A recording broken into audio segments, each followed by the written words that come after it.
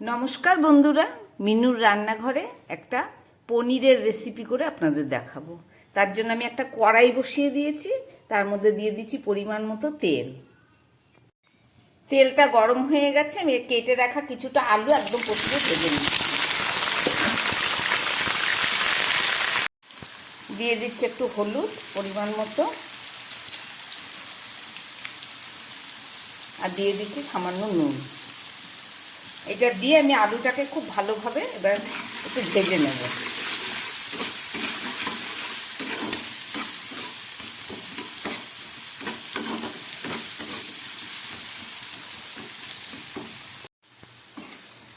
আলুগুলো একদম ভাজা হয়ে গেছে, দেখুন কি কত সুন্দর নরম হয়ে গেছে। এবার আলুগুলোকে আমি তুলে নিচ্ছি। এই তেলের মধ্যে আমি একটু পনির ভেজে নিচ্ছি।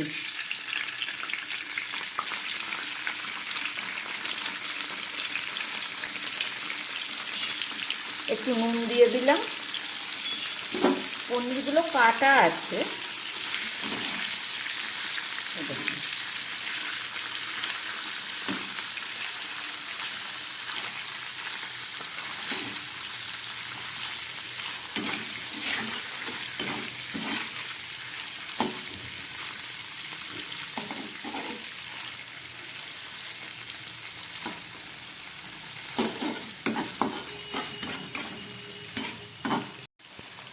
এই পনির ভাজার তেলের মধ্যে আমি একটু গরম মশলা দিয়ে দিচ্ছি, তাহলে এই ভাজার সময় পনিরগুলো খুব সুন্দর একটা মিষ্টি গন্ধ হবে। এখানে দুটো এলাচ, দুটো লবঙ্গ আর একটু দারচিনি আছে।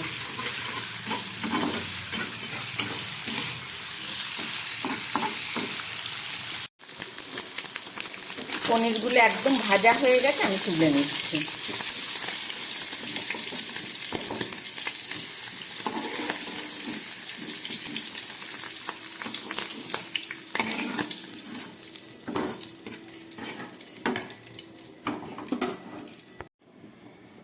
এই তেলের মধ্যে আমি একটু সাদা জিরে ফোড়ন দিয়ে দিচ্ছি।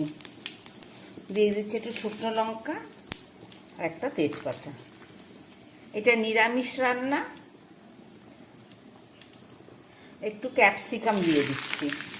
পনিরের মধ্যে ক্যাপসিকামটা খুব ভালো লাগে, আর দুটো কাঁচা লঙ্কা।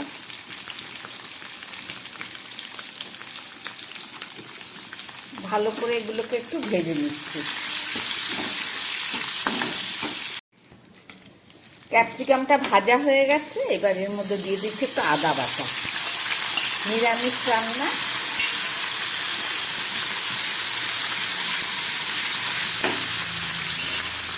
দিয়ে দিচ্ছি পরিমাণ মতো নুন। খুব কমই দিলাম, কারণ সব কিছুতে নুন দেয়া আছে। আর দিয়ে দিচ্ছি একটু হলুদ, দিয়ে দিচ্ছি জিরের গুঁড়ো, আর এখানে আছে লঙ্কার গুঁড়ো। এটা কাশ্মীরি লঙ্কার গুঁড়ো, পনিরে খুব সুন্দর লাগে এটা দিলে। সবই প্রায় দেওয়া হয়ে গেছে, হালকা ভাজাও হয়ে গেছে। এবার ভেজে রাখা পনির আর আলুটা আমি এর মধ্যে দিয়ে দিলাম। একদম সহজ রান্না, অথচ খেতে খুব সুস্বাদু।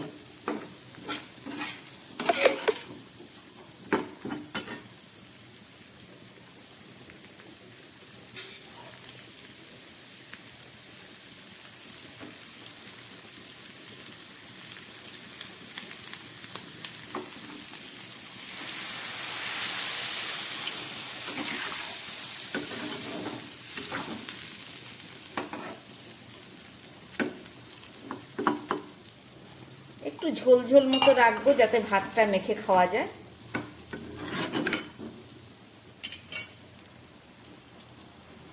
দেওয়ার পরে একটু গরম মশলা দিয়ে দিচ্ছি, গরম মশলার গুঁড়ো। কেননা আগে এলাচ, লবঙ্গ, দারচিনি ফোড়ন দেওয়া হয়েছে। সবই প্রায় আমার দেওয়া হয়ে গেল।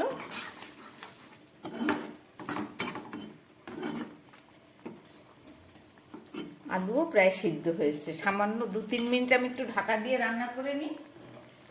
ঢাকাটা দিয়ে দিলাম, তারপরে ফেরত এসে দেখাচ্ছি।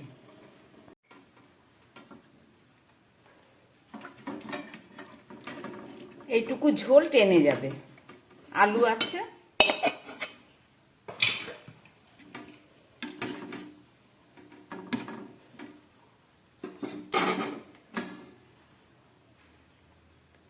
রান্না করলাম নিরামিষ পনিরের একটা সহজ রেসিপি, অথচ খেতে তো দারুণ স্বাদ। আমার বানানো এই রেসিপি যদি ভালো লাগে তাহলে চ্যানেলটাকে লাইক করবেন, সাবস্ক্রাইব করবেন। নমস্কার, সবাই সুস্থ থাকবেন, ভালো থাকবেন।